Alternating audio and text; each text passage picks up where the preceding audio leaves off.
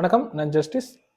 இன்னைக்கு வீடியோட கண்டென்ட் வந்து இந்த மேட்ரஸ் நீங்கள் போடும்போது பிளாட்ஃபார்ம், அந்த கட்டலுடைய பிளாட்ஃபார்ம் இருக்குல்லங்க, அது பிளைவுட்டு ரீப்பர் இல்லை ரொம்ப ஸ்லிம்மான பிளைவுட்டு அந்த மாதிரி ஏதாவது மெட்டீரியல் இருக்கும். ஒரு சிலர் வந்து ரொம்ப பழசு அல்லது ஒழுங்காக பெயிண்ட் பண்ணாமலோ அல்லது பெயிண்ட் பண்ணியிருக்கு பட் அது ட்ரை ஆகிறதுக்கு டைம் விடாமல் இந்த மாதிரிலாம் பண்ணும் பொழுது அந்த மேட்ரஸ் வந்து பிரச்சனையாகும். என்ன மாதிரி பிரச்சனைனா, நீங்கள் காயர் ஃபோம் ஸ்ப்ரிங் அந்த மாதிரி கேட்டகரி போயிட்டீங்கன்னா பெருசாக ஒன்றும் தெரியாது.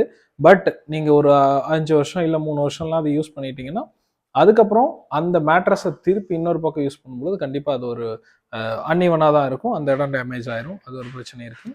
இண்டோ ஃப்ரெஞ்ச் லேட்டெக்ஸ் மேட்ரஸ் இருக்குது அப்படின்னா உங்களுக்கு வந்து மினிமம் ஒரு 5mm 6mm ஒரு சின்ன ஒரு பிளை போட்டுருங்க.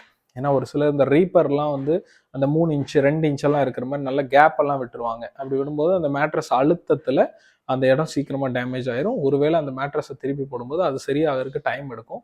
அதனால கட்டலுடைய பிளாட்ஃபார்ம் ரொம்ப முக்கியம். இந்த எம்டிஎஃப்ல எல்லாம் கட்டல் ரெடி பண்ணுறாங்க. அந்த மாதிரி கட்டல் ரெடி பண்ணும் பொழுது அது ரொம்பவே கஷ்டம் தாங்க. ஏன்னா எம்டிஎஃப் அவ்வளோவா தாங்காது. லேட்டெக்ஸ் மேட்ரஸ் வாங்குறீங்கன்னா நீங்கள் நல்ல ஹெவியாகவே கட்டல் வாங்கிருங்க, மரக்கட்டல். ஃபோம் காயர் ஸ்ப்ரிங்குன்னா ஒன்றும் பெரிய வெயிட் கிடையாது. காயர் ஓரளவுக்கு வெயிட்டு. அதனால கட்டலுடைய ஸ்ட்ரென்த் ரொம்ப முக்கியம், பார்த்துக்கோங்க. ஸ்டீல் வாங்கினாலும் பிராண்டடாக ஸ்டீல் காட் வாங்குறீங்கன்னா பிரச்சனை கிடையாது.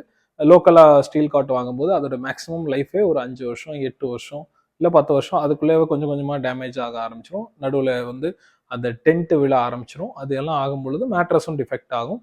அதனால மேட்ரஸோட பிளாட்ஃபார்ம் ரொம்ப ரொம்ப முக்கியம்.